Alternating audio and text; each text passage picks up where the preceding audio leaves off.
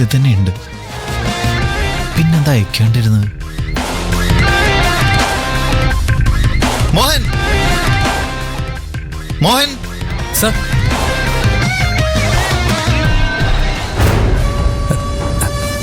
എന്താ sir? Singapore order ഇന്നലെ കയറ്റി അയക്കേണ്ടിരുന്നതല്ലേ? ഞാൻ തന്നെ എല്ലാം ചെക്ക് ചെയ്ത് ഇവിടെ റെഡിയാക്കി വെച്ചതാ. ദാ ഇപ്പൊ നോക്കുമ്പോ എല്ലാം ഇവിടെ തന്നെ ഇരിക്കുന്നു. എന്താ അയക്കേണ്ടിരുന്നത്? മുഴുവനും ആയില്ല സർ. ഒരു യൂണിറ്റ് റെഡിയാവുന്നേ ഉള്ളൂ. അതുകൂടി ആയിട്ട് ഒരുമിച്ച് അയക്കാം. അത് മോഹനാണോ തീരുമാനിക്കുന്നത്? അത് തീരുമാനിക്കുന്നത് മോഹനാണെങ്കിലേ പിന്നെ ഞാൻ എന്തിനാ ഇവിടെ ജോലി ചെയ്യുന്നത്?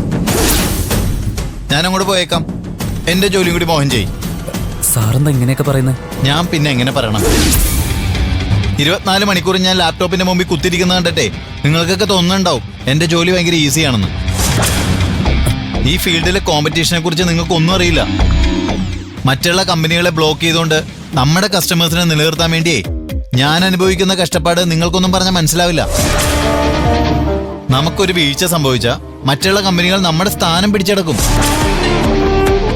ക്വാളിറ്റി എക്സലന്റ് ആയിരിക്കണം, ഓർഡർ കൃത്യമായി അയക്കണം. പക്ഷെ മാക്സിമം എങ്ങനെ ഡിലേ ആക്കാന്നാ നിങ്ങൾ ചിന്തിക്കുന്നത്? അങ്ങനെയല്ല സർ, ഡിലേ ആവുന്നില്ല സർ. 3 ദിവസം മുമ്പല്ലേ ഓർഡർ കിട്ടിയത്. 300 ബോക്സ് വേണ്ടേ? അത് റെഡിയാവാൻ ഇത്രയും സമയം വേണ്ടേ സർ? മോഹൻ, നിങ്ങളൊരു കാര്യം മനസ്സിലാക്കണം. ആർക്കും ഇവിടെ എക്സ്ക്യൂസ് ഒന്നും വേണ്ട, റിസൾട്ടാണ് വേണ്ടത്. സിംഗപ്പൂർ, സ്വിറ്റ്സർലൻഡിലും കാനഡയിലുള്ള സായിപ്പന്മാരെ അവിടെ ഇരിക്കുന്നത് നമ്മുടെ എക്സ്ക്യൂസ് കേൾക്കാനൊന്നുമല്ല. 3 ദിവസം കൊണ്ട് കൺസൈൻമെന്റ് അയക്കാന്ന് പറഞ്ഞിട്ട് തന്നെയാ ഞാൻ ഈ ഓർഡർ എടുത്തത്. അതുകൊണ്ട് തന്നെ 3 ദിവസം കൊണ്ട് ഈ ഓർഡർ അയക്കേണ്ടത് എന്റെ ഉത്തരവാദിത്തമാണ്. അതെനിക്ക് റെഡിയാക്കി തരേണ്ടത് നിങ്ങളുടെ ഉത്തരവാദിത്വവും. ഡിലേ ആണ്, പ്രൊഡക്ഷൻ കുറവാണ് എന്നൊക്കെ കരുണാകർ സാർ കംപ്ലൈന്റ് പറയുമ്പോഴേ ഞാൻ നിങ്ങളെയാണ് സപ്പോർട്ട് ചെയ്യുന്നത്. കരുണാകർ സാർ പറയുന്നത് ശരിയാണെന്ന് ഞാനോ റിപ്പോർട്ട് കൊടുത്താ അത് നിങ്ങൾ എങ്ങനെ ബാധിക്കുന്ന ഞാൻ പറയാതെ തന്നെ അറിയാലോ. എന്നെ കൊണ്ട് കടുത്ത തീരുമാനങ്ങൾ എടുപ്പിക്കരുത്. ആ, നിങ്ങളെന്ന് ഞാൻ പറയുന്നത് മോഹനെ മാത്രം ഉദ്ദേശിച്ചിട്ടല്ല, എൻ്റെ പ്രൊഡക്ഷൻ ടീമിനെ ഉദ്ദേശിച്ചിട്ടാ. എല്ലാവരോടും ചെന്ന് പറഞ്ഞേക്ക് സിംഗപ്പൂർ ഓർഡർ ഇന്ന് തന്നെ ഹാർബറിലേക്ക് അയച്ചിരിക്കണം. ഇനിയൊരു എക്സ്ക്യൂസുമായിട്ട് എൻ്റെ മുമ്പിൽ വരരുത്.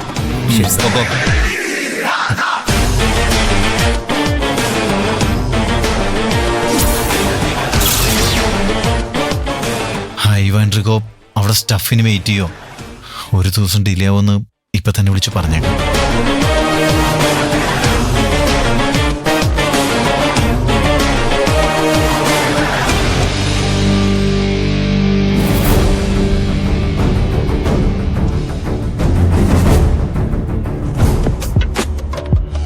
ഹലോ അരവിന്ദ്. സിംഗപ്പൂരിൽ ഐവിൻഡ്രിഗോ ഞാൻ ട്രൈ ചെയ്യുമായിരുന്നു, പക്ഷെ കോള് കണക്ട് ആവുന്നില്ല. ഞാനിപ്പോ ഗാർമെന്റ്സിലാ. ഇവിടെ വെച്ച് ട്രൈ ചെയ്യണതിൽ എനിക്ക് ചില ലിമിറ്റേഷൻസ് ഉണ്ട്. അതുകൊണ്ട് ഐവാനെ ജി കോണ്ടാക്ട് ചെയ്യണം. നമ്പർ ഉണ്ടല്ലോ? ആ ഉണ്ട്, നമ്പർ കയ്യിലുണ്ട്. അല്ല, ഐവാനോട് ഞാൻ എന്താ പറയണ്ടേ? എടാ, കൺസൈൻമെന്റ് ഇന്നലെ അയക്കാനായിരുന്നു പ്ലാൻ, പക്ഷെ ഞാൻ ഉദ്ദേശിച്ച പോലെ വർക്ക് തീർന്നില്ല. ഓക്കെ, ഇന്ന് ഈവനിങ് അയക്കും. ഒരു ദിവസം ഡിലേ ആവുമെന്ന് പറഞ്ഞാൽ മതി. അത് ഞാൻ പറയാം. പക്ഷെ അരവിന്ദ്, എത്ര കാലം നമ്മൾ ഈ ഒളിച്ചുകളി തുടരും? അല്ല, ഇതിന്റെ റിസ്ക് ഞാൻ നിനക്ക് പറഞ്ഞ് മനസ്സിലാക്കി തരേണ്ട ആവശ്യമുണ്ടോ?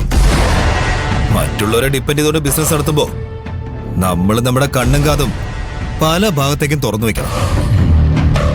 100 പേരുടെ കണ്ണ് വെട്ടിക്കുമ്പോ 101ാമത് ഒരാൾ അവിടെ എവിടെയെങ്കിലും ഇരുന്നുകൊണ്ട് എല്ലാം കാണുന്നുണ്ടാവും. നമ്മുടെ സാമ്രാജ്യം തകർന്ന് തരിപ്പണാകുന്നതിനെ കുറിച്ചല്ല എന്റെ പേടി. നർക്കോട്ടിക്സ് ബിസിനസ്സാ. കാലാകാലം നമ്മൾ കമ്പി എണ്ണേണ്ടി വരും. റിസ്ക് എടുക്കാൻ പേടിയാണെങ്കിൽ പൊക്കോ. അനിരുദ്ധിന് തല പുറത്ത് കാണിക്കാൻ കഴിയില്ല എന്നുള്ള കുഴപ്പമേ ഉള്ളൂ. അല്ലാണ്ട് എന്തും ചെയ്യാനുള്ള ധൈര്യം ഉണ്ടാവും ഇപ്പോഴും. എനിക്കവൻ മതി. പേടി കാരണം കൂടെ നിൽക്കാൻ പറ്റില്ലെന്നാണോ ഞാൻ പറഞ്ഞതിന്റെ അർത്ഥം? മറ്റുള്ളവരെ ഡിപ്പെൻഡ് ചെയ്തുകൊണ്ട് ഈ ബിസിനസ് നടത്തുന്നതിന്റെ റിസ്ക് അത് ഞാൻ നിന്നെ ഓർപ്പിച്ചല്ലേ? മറ്റുള്ളവരെ ഡിപ്പെൻഡ് ചെയ്യാണ്ടിരിക്കാൻ നമുക്ക് കഴിയില്ലല്ലോ. നമുക്ക് സ്വന്തമായിട്ട് ഒരു എക്സ്പോർട്ട് കമ്പനി ഒന്നും ഇല്ലല്ലോ. അതിന് സ്വന്തമായിട്ടൊരു എക്സ്പോർട്ട് കമ്പനി ഒന്നും വേണ്ട. സ്വന്തമായിട്ടൊരു ഭാര്യ ഉണ്ടായിരുന്നാ മതി. മുക്തയെ പോലൊരു ഭാര്യ. അല്ല, നീ അതെന്താ സീരിയസ് ആയിട്ട് എടുക്കാത്തെ? ഞാൻ സീരിയസ് ആയിട്ട് എടുത്തിട്ടില്ല എന്ന് നിന്നോട് ആരാ പറഞ്ഞത്? ഓ, മുക്ത അരവിന്ദൻ എന്ന് അവളുടെ അമ്മ സിൽവർ ജൂബിലി ആഘോഷം നടത്തുന്നതെന്ന് പ്രഖ്യാപിച്ചില്ലേ? ഒരു സുപ്രഭാതത്തിലായ സ്ത്രീക്കുണ്ടായ വെളിപാടൊന്നുമല്ല അത്. അവരെ അങ്ങനെ ഒരു തീരുമാനത്തിലെത്തിക്കാൻ ഒരുപാട് കളി കളിച്ചിട്ടുണ്ട് ഞാൻ. മുക്ത അരവിന്ദനെന്ന് സത്യഭാമ പ്രഖ്യാപിച്ചു, അത് ശരി തന്നെ. പക്ഷെ അതുകൊണ്ട് വലുതും ആയോ അരവിന്ദ്? നിന്റെ ഒരു താലി അവളുടെ കഴുത്തിൽ വീണാൽ മാത്രമേ അവള് നിന്റേതാണെന്ന് പറയാൻ പറ്റൂ. അവളുടെ കഴുത്തിൽ നിന്റെ താലി പോയിട്ട് അവളുടെ വിരലിൽ നിന്റെ ഒരു മോതിരം പോലും ഉണ്ടോ? നമ്മൾ ഉദ്ദേശിച്ചെടുത്ത കാര്യങ്ങൾ എത്തണമെങ്കിൽ നമ്മൾ ഇനിയും കുറെ ദൂരം മുന്നോട്ട് പോകാനുണ്ടെന്നാ ഞാൻ പറഞ്ഞതിന്റെ അർത്ഥം. നീ പേടിക്കണ്ട, നമ്മൾ ഉദ്ദേശിച്ചെടുത്ത് നമ്മൾ വൈകാണ്ട് തന്നെ എത്തും. ഞാനല്ലേ പറയുന്നത്.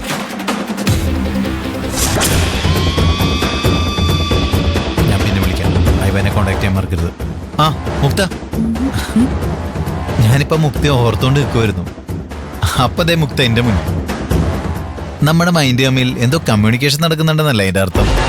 അതിന് ഞാൻ അരവിന്ദനെ കാണാൻ വന്നതല്ല, കരുണാകരൻ സാറിനെ അന്വേഷിച്ചു വന്നതാ. കരുണാകരൻ സാറ് ക്യാബിനിലില്ല. എന്നിട്ടും എത്തിയത് എന്റെ മുമ്പിലാണല്ലോ, അതാണ് കാര്യം.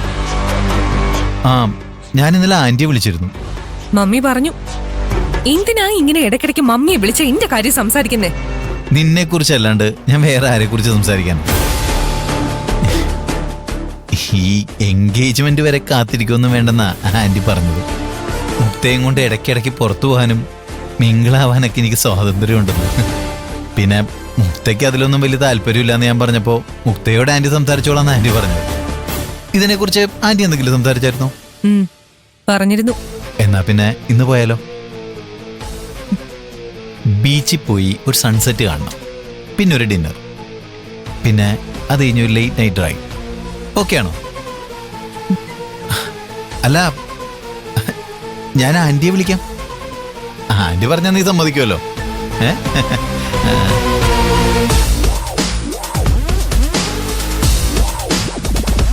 അരവിന്ദ്,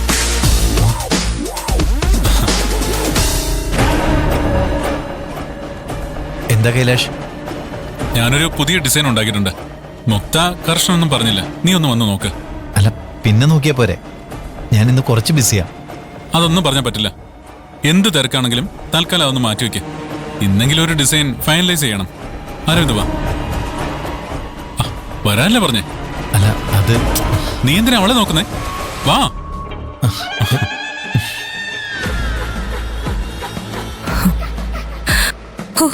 കൈലാഷ് ഒരു ദൈവദൂതനെ പോലെ വന്ന് എന്നെ രക്ഷിച്ചു. ഇല്ലായിരുന്നെങ്കിൽ ആ പരമ ബോറന്റെ കൂടെ പോയി ഇന്നത്തെ ഈവനിങ് അങ്ങ് തൊലഞ്ഞു പോയനെ.